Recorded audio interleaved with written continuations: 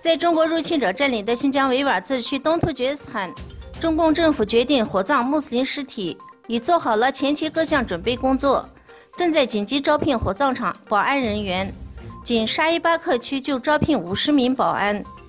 中共政府为了彻底消灭维吾尔人及其他穆斯林，专门安排工作人员负责与管辖范围内的维吾尔人及其他穆斯林签订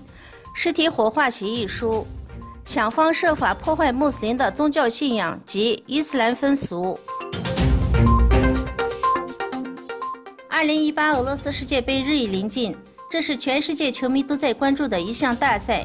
但以色列公共安全部长吉拉德·阿尔丹表示，不会让被捕的哈马斯成员观看世界杯，会继续对被关押的恐怖组织哈马斯成员施加巨大压力，并考虑让其他恐怖组织的囚犯也遭遇更加困难的监狱条件。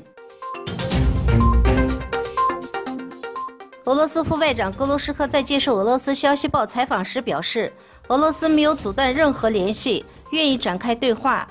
但是在北约攻击俄罗斯国家利益的情况下，将根据实际情况捍卫权利。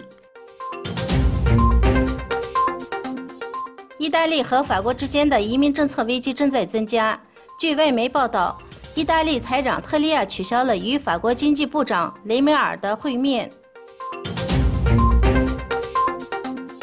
在议会民意测验结束至今，伊拉克的混乱局面依然存在。因为在谈判组建政府的谈判中存在选举舞弊的指控，有些人甚至要求取消投票结果。